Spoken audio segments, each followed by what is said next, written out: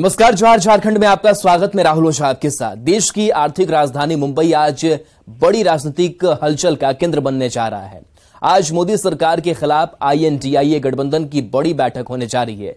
इस बैठक में 28 से ज्यादा दलों के 63 से ज्यादा नेता INDIA के एजेंडे पर मंथन करने जा रहे हैं।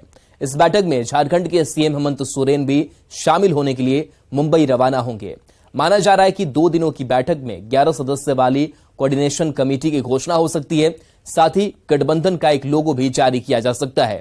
बैठक में संयोजक के नाम पर भी चर्चा हो सकती है। वहीं आपसी मतभेद दूर करने पर भी चर्चा की जाएगी। तो आज हलचल का केंद्र मुंबई रहने वाला है INDIA की बैठक को लेकर के, और आज मुख्यमंत्री हेमंत सोरेन की रवानगी होगी मुंबई के लिए और वो इस बैठक में शामिल होंगे और झारखंड के परिप्रेक्ष्य से भी बातचीत होगी। सीट शेयरिंग के फॉर्मूले पर भी बातचीत की संभावना है। साथ ही संयोजक कौन होगा, किस तरीके से इस गठबंधन को और आगे बढ़ाया जाए, इस पर विचार मंथन किया जाएगा।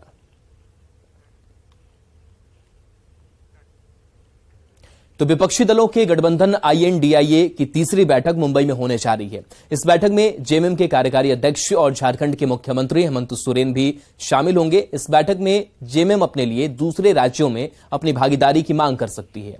माना जा रहा है कि इस बैठक में झारखंड की सभी 14 सीट पर सीट शेयरिंग का फॉर्मूला तय करने के साथ ही छत्तीसगढ़, ओडिशा और पश्चिम बंगाल में भी JMM को भागीदारी देने की मांग CM हेमंत सोरेन कर सकते हैं।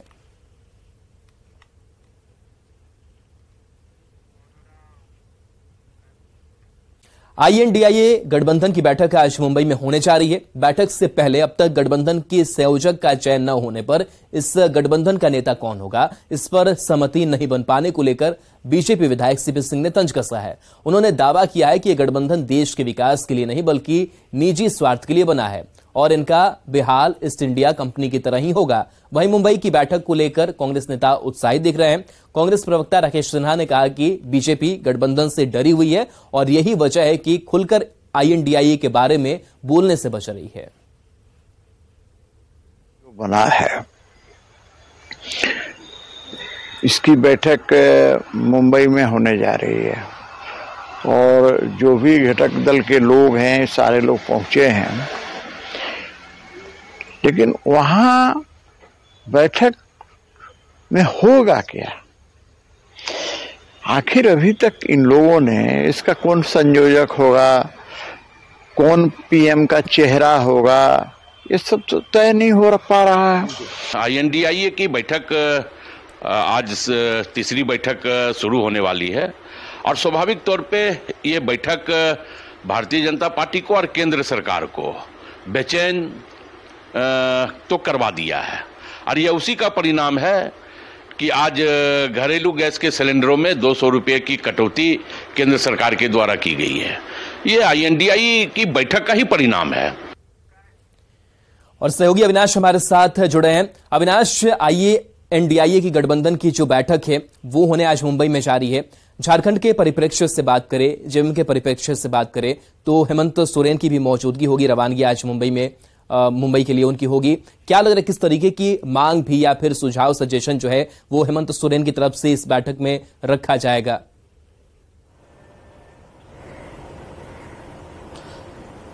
देखिए, आज दोपहर 3 बजे मुख्यमंत्री हेमंत सोरेन यहां से रवाना होंगे मुंबई के लिए। और अगर आप झारखंड के सीटों के लिहाज से, यहाँ जो समीकरण है उसके लिहाज से, जो अब तक के इतिहास रहे हैं सीट जीत और हार के, इन सारी चीजों के हिसाब से अगर आप देखें तो जो गठबंधन के अंदर इस वक्त जो दल शामिल हैं, चाहे वो JMM की बात कर लें, कांग्रेस की बात कर लें, RJD की बात कर लें, लेफ्ट की बात कर लें, और मैंने इससे पहले भी कहा कि जदयू भी है, तो जदयू भी चाहेगी कि आने वाले समय में चाहे वो लोकसभा के चुनाव में भले ही मौका ना मिले, लेकिन कम से कम इस जब सीट शेयरिंग का फॉर्मूला तय होगा तो उसे भविष्य में विधानसभा के लिए भी एडजस्ट करने की जरूरत होगी। यहाँ 14 ही सीटें हैं और 14 सीटों के लिए जो समीकरण अब तक रहे हैं, अगर हम NDA के लिहाज से बात कर लें तो उनके पास 12 सीटें हैं। 11 सीटें BJP के पास, 1 आजसू के पास, बाकी जो 2 सीटें बचती हैं वो 1 कांग्रेस और 1 JMM के पास है। यानी जो गठबंधन के अंदर जो दल हैं वो ये सोच रहे हैं कि उनके पास स्कोप 12 सीटों के लिए है अब यहाँ जो गठबंधन का फॉर्मूला तय होना है उसमें बहुत सारी चीजें अभी तय होनी बाकी है। कांग्रेस चाहती है, अगर आप दूसरे राज्यों की बात कर लें, अभी तक जो गठबंधन के अंदर जो बातें सामने आई हैं, जो उभर कर बातें सामने आई हैं, वो यही है कि जहां भी जो क्षेत्रीय दल है, जिनकी पकड़ है, जिनकी सरकार है, वहां उस राज्य में वो लीड करेगी, मतलब लोकसभा की सीट में भी उसकी हिस्सेदारी ज्यादा होगी। लेकिन हम जब झारखंड की बात करते हैं, यहां ऐसा नहीं है। यहां अब तक जो समीकरण सामने आए हैं और जब अभी तक जो दावे किए जा रहे हैं, उसके हिसाब से कांग्रेस ही ज्यादा सीट पर चुनाव लड़ना चाहती है। बार बार कांग्रेस के नेता कह रहे हैं, यहां से लेकर दिल्ली तक कह रहे हैं कि हम 9 सीटों पर हमारा दावा बनता है। 14 में अगर 9 सीटें अगर कांग्रेस चुनाव लड़ती है तो जेएमएम फिर कितनी सीटों पर चुनाव लड़ेगी? आरजेडी को कहां मौका मिलेगा? लेफ्ट में जो एक मजबूत पार्टी है, जो कोडरमा से लगातार चुनाव लड़ती रही है, माले के लोग हैं, वो कह रहे हैं कि हम तो उस सीट को लड़ेंगे ही लड़ेंगे। तो ये इतने दल कहां एडजस्ट होंगे? इसलिए मैं कह रहा हूं कि अभी जो गठबंधन के अंदर आज जब वहां मुंबई में ये बैठक हो रही है, तब सबसे जो मजबूत चीज है, संयोजक कौन बनेगा, ये है मुद्दा। कैसे जो लोगो जारी होगा उसमें क्या कुछ रिफ्लेक्शन होगा, राजनीतिक रूप से उसे समझने की भी जरूरत होगी। लेकिन इन सबसे दूर जो मेन बात है, सीट शेयरिंग, उसका फॉर्मूला क्या होगा? लोकसभा में कितने लोगों को आप एडजस्ट कर पाएंगे? जो नहीं एडजस्ट हो रहे हैं उनके लिए क्या फॉर्मूला होगा विधानसभा के लिए? ये सारी चीजें झारखंड के लिए बहुत जरूरी होंगी।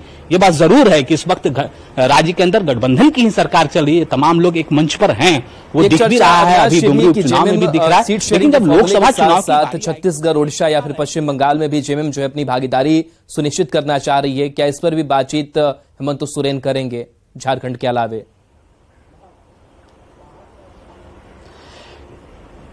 इसकी संभावना जरूर है। जब जदयू के लोग बिहार से आकर झारखंड में दावा कर सकते हैं, जब दूसरे दल के लोग यहां आकर दावा कर सकते हैं, तब जेएमएम भी ये अपनी बात रखेगी और इसकी एक तैयारी भी है कि उनकी भी पकड़ उड़ीसा के क्षेत्रों में है, पश्चिम बंगाल के क्षेत्रों में है, छत्तीसगढ़ के क्षेत्रों में है, बिहार में भी है। बिहार को भी हम नहीं छोड़ सकते, जो जमुई से सटा हुआ इलाका है, उस इलाके की अगर आप बात कर लें, तो अगर दूसरे दल जहां जिनकी पकड़ उतनी मजबूत नहीं भी है, वो अगर झारखंड में अपनी हिस्सेदारी चाहेंगे तो हेमंत सोरेन भी इसके लिए तैयार हैं और उनकी एक तैयारी है। वो एक आप कह सकते हैं कि पूरा अध्ययन किया हुआ है। पहले के मैंने कहा कि जो अब तक चुनाव लड़ने का इतिहास रहा है, उसके हिसाब से वो बातें, तर्कपूर्ण बातें रखी जाएंगी कि ऐसी स्थिति में तब उन्हें भी दूसरे राज्य में मौका मिलना चाहिए। इसलिए मैं बार बार कह रहा हूं कि न सिर्फ लोकसभा, जब सीट शेयरिंग की बात होगी तब लोकसभा के साथ साथ अभी ही ये तय हो जाएगा कि विधानसभा में भी क्या किसको कितना मौका दिया जा सकता है, जो लोकसभा में वैसे दल एडजस्ट नहीं किए जाएंगे। जी चलिए, बिल्कुल शुक्रिया इस जानकारी के लिए। तो हेमंत सोरेन की आज रवानगी होगी मुंबई के लिए और मुंबई में वो झारखंड के परिप्रेक्ष्य से भी कई बातें, सुझाव वहां पर रख सकते हैं।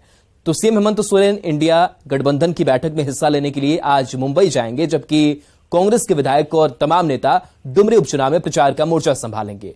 झारखंड प्रदेश कांग्रेस अध्यक्ष राजेश ठाकुर के नेतृत्व में कांग्रेस नेताओं का दल अगले 4 दिन तक डुमरी में लगातार चुनाव प्रचार करेगा। डुमरी में लगातार मुख्यमंत्री जी के एब्सेंस में हम, हमारे विधायक दल के नेता, हमारे कार्यकारी अध्यक्षगण, सभी लोग पूरी ताकत के साथ जो 5 तारीख को चुनाव होने वाला है, उसमें 3 तारीख तक लगातार लग करके कैसे लोगों को बरगलाया जा रहा है उनको बताने का काम करेंगे और जीत सुनिश्चित है। ये जरूरी है कि सब लोगों का अपना अपना योगदान रहे। ऐलान करके कहते हैं कि डुमरी से कांग्रेस जब सपोर्ट कर रही है जेएमएम को, वो सीट आप जीतेंगे। यही चलाइए। ओबीसी साहब को भेज दीजिए वहाँ आंध्रा और तमिल हैदराबाद। गिरिडीह के डुमरी में एआईएमआईएम की सभा के दौरान पाकिस्तान जिंदाबाद के नारे लगाने का मामला गर्माता जा रहा है। न्यूज 18 की खबर पर कार्रवाई करते हुए डुमरी उपचुनाव के निर्वाचन अधिकारी एसडीओ शहजादा परवेज ने जांच करने का आदेश दिया है। साथ ही जांच रिपोर्ट के आधार पर कड़ी कार्रवाई करने की बात कही है। दरअसल डुमरी की एआईएमआईएम उम्मीदवार मोबिन रिजवी के पक्ष में पार्टी अध्यक्ष असदुद्दीन ओवैसी चुनावी सभा कर रहे थे, तभी भीड़ में मौजूद किसी शख्स ने पाकिस्तान जिंदाबाद के नारे लगा दिए। असदुद्दीन ओवैसी ने उसे तुरंत रोका और भाषण पूरा किया। इस घटना को लेकर झारखंड की सियासत गर्माती जा रही है। कभी कुछ हो जाता है तो शाकर दौड़ते हुए चीखे मारता है। अरे जिंदाबाद, अभी ठहरो, सुनो, तुम शाकिर साहब लेके आए क्या? तुमको सुनो हमारी बात। कभी कुछ हो जाता है तो शाकर दौड़ते हुए चीखे मारता है। अरे जिंदा अभी ठहरो, सुनो, तुम शाकिर साहब लेके आए क्या? तुमको सुनो हमारी बात। गिरिडीह के डुमरी में एआईएमआईएम की सभा के दौरान पाकिस्तान जिंदाबाद के नारे लगने पर बवाल मच गया। इस पर बीजेपी ने सवाल उठाया है तो जेएमएम और कांग्रेस ने इसे बीजेपी की साजिश करार दिया है। इसने इस पर कोई एफआईआर नहीं किया, कोई गिरफ्तारी नहीं की, तो ऐसे तेज तर्रों के मामले झारखंड में सामने आ रहे हैं और पुलिस हाथ पर हाथ धरकर बैठी है। हम पुलिस से मांग करते हैं कि अविलंब शिनाख्त की जाए, जिन लोगों ने भी ये नारे लगाए उनकी गिरफ्तारी हो। ऐसे लोगों की जगह पाकिस्तान में है, हिंदुस्तान में नहीं। लेकिन पुलिस कुछ नहीं करके कहीं ना कहीं अपनी भूमिका पर सवालिया निशान कर रही है और ये भाजपा के द्वारा पटकथा दी जाती है उन लोगों को, और वैसा ही वो एक्ट करते हैं, वैसा ही भाषा बोलते हैं। और वहां जो जिंदाबाद के नारा लगे पाकिस्तान के, ये सब भी पूर्व नियोजित रहता है ताकि दो धर्मों के बीच की खाई को बढ़ाया जा सके और धार्मिक ध्रुवीकरण करके राजनीतिक फायदा उठाया जाए। तो ये पूरी तरह से सुनियोजित षड्यंत्र के तहत भाजपा के इशारे पर इस तरह के कुकृत्य किए जाते हैं। तो ये तो साबित हो गया, पहले भी साबित होता रहा है और इस बार भी साबित हो गया कि भारतीय जनता पार्टी के बी टीम के तौर पे वो काम करते हैं और वो चाहते हैं कि उनकी सभाओं में इस तरह के स्लोगन लगे। इसका जवाब ओवैसी साहब को देना पड़ेगा। खबर रामगढ़ से, जहां रामगढ़ बोकारो मेन रोड पर कोट मोड़ के पास तेज रफ्तार ऑटो पलट गया। इस हादसे में ऑटो सवार एक व्यक्ति की मौके पर ही मौत हो गई। घटना सुबह 4 बजे की बताई जा रही है। मृतक छतर मांडू गांव का रहने वाला था। वहीं हादसे के बाद ऑटो चालक गाड़ी लेकर फरार हो गया। वहीं हादसे की पूरी तस्वीर सीसीटीवी में कैद हो गई। घटना के बाद मृतक के परिवार के सदस्यों ने मुआवजे और कार्रवाई की मांग को लेकर रामगढ़ बोकारो मुख्य मार्ग को जाम कर दिया। इस जाम में यात्री बसें और मालवाहक गाड़ियां फंसी हुई है। फिलहाल पुलिस लोगों को समझा बुझाकर ट्रैफिक व्यवस्था सुचारू करने में जुटी हुई है। ट्रैफिक सिस्टम को कंट्रोल करने के साथ ही ट्रैफिक पुलिसकर्मी शहर की छवि को भी बेहतर पुलिसिंग से चमकाते हैं, लेकिन कई बार इनकी करतूत से पुलिस के साथ शहर की भी छवि धूमिल होती है। रांची में सोशल मीडिया पर ऐसा ही एक वीडियो वायरल हो रहा है जिसमें ट्रैफिक पुलिसकर्मी बेहद ही शातिराना अंदाज में पैसों की वसूली करते नजर आ रहा है। यह तस्वीर रांची के अल्बर्ट टिक्का चौक की बताई जा रही है जिसमें ट्रैफिक पुलिसकर्मी गाड़ियों से पैसे वसूली करते दिख रहा है। वीडियो में साफ दिख रहा है कि जो भी मालवाहक गाड़ी चौक से गुजरती है उसका ड्राइवर ट्रैफिक पोस्ट पर चढ़ाना नहीं भूलता। वीडियो वायरल होने के बाद ट्रैफिक एसपी ने आरोपी पुलिसकर्मियों को सस्पेंड कर दिया है। सस्पेंड होने वाले में एएसआई शशि किरकिट्टा, हवलदार संतोष कुमार और असलम परवेज है। वहीं उनसे शोकॉज भी मांगा गया है। शराब घोटाले में ईडी की जांच में कई अहम जानकारी सामने आई है। ईडी को योगेंद्र तिवारी से पूछताछ में यह जानकारी मिली है कि वो उत्पाद विभाग के अफसर को भी पैसे दिया करता था और इसी के बल पर जामताड़ा मेहजाम सिंडिकेट ने 19 जिलों में शराब का थोक कारोबार हासिल किया था। इस सिंडिकेट में योगेंद्र तिवारी सहित कई लोग शामिल थे। जांच में कई अफसर के मिलीभगत की भी जानकारी ईडी को मिली है, जिसके बाद अब ईडी इन अफसर की भी कुंडली भी खंगालने में जुटी हुई है। अधिक जानकारी दे रहे हैं रांची संवाददाता ओम प्रकाश। झारखंड में पिछले दिनों शराब मामले को लेकर छापेमारी की गई और इसमें कई अहम खुलासे भी ईडी के समक्ष आए हैं। पूरे मामले में बता दें कि कई लोग जो हैं वो ईडी के रडार पर हैं, तो साथ ही योगेंद्र तिवारी से हुई पूछताछ में ये इन बातों का भी खुलासा हुआ है कि उनका और उत्पाद विभाग के अधिकारियों की मिलीभगत थी और योगेंद्र तिवारी इन अधिकारियों को पैसे भी पहुंचाया करते थे, जो कि नई शराब नीति जब आई उस वक्त इन्हें जामताड़ा मिहिजाम जो सिंडिकेट था इनका एक्टिव हुआ और कई कंपनियों को बनाया गया और 19 जिलों में थोक शराब का व्यवसाय भी इनके द्वारा लिया गया। तो इस मामले को लेकर ईडी जांच कर रही है, तो वहीं कई ऑफिसर्स भी ईडी के रडार पर हैं और उनकी कुंडली भी खंगाली जा रही है। अब देखना होगा कि किस तरह से इस पूरे मामले में आगे कार्रवाई की जाती है और क्या कुछ नए खुलासे इस पूरे मामले में आने वाले दिनों में देखने को मिल सकते हैं। रांची से न्यूज़ 18 के लिए Om Prakash. Chinese loan app पर झारखंड सीआईडी की पैनी नजर है। इन फर्जी ऐप की पहचान के लिए सीआईडी की साइबर सेल की स्पेशल 12 टीम बनाई गई है। अब तक 38 ऐप की पहचान की गई है, साथ ही उन्हें बैन करने की प्रक्रिया शुरू कर दी गई है। इनकी लिस्ट केंद्र सरकार के साथ ही गूगल के साथ भी साझा की गई है। बताया जा रहा है कि लोगों को झांसे में लेने से पहले सोशल नेटवर्किंग साइट्स पर इन ऐप को वायरल कराया जाता है और फिर लोगों को आसान शिकार बनाया जाता है। झारखंड में भी इंस्टेंट लोन के चक्कर में फंसकर लोग ब्लैकमेलिंग तक के शिकार हो रहे हैं। पीड़ित लोगों ने पुलिस के पास शिकायत दर्ज कराई है, जिसके बाद पुलिस की कार्रवाई जारी है। लेकिन जो चाइनीज लोन ऐप्स है उसमें क्या करते हैं ये लोग, खुद से वो लोग 5 स्टार दे देते हैं, लेकिन जो उसके विक्टिम होते हैं वो उसको 1 स्टार देते हैं। तो उसका जो लाइक का पैटर्न है वो या तो 5 मिलेगा या 1 मिलेगा। तो हमारे जो आम जो लोग हैं जो कि क्विक एडवांटेज के चक्कर में या तुरंत पैसा प्राप्त करने के चक्कर में कभी कभी फंस जाते हैं, उनको ये सब चीज़ों का ध्यान देना चाहिए। तो हमारी जो टीम बनाई गई है ये इसका काम है कि ऐसी नेट पे सर्च करके ऐसी ऐप्स को आइडेंटिफाई करना और उसकी सूचना I4C को देना और सीधा गूगल को देना और गूगल को रिक्वेस्ट करना कि इन ऐप्स को आप अपने उससे हटा दीजिए।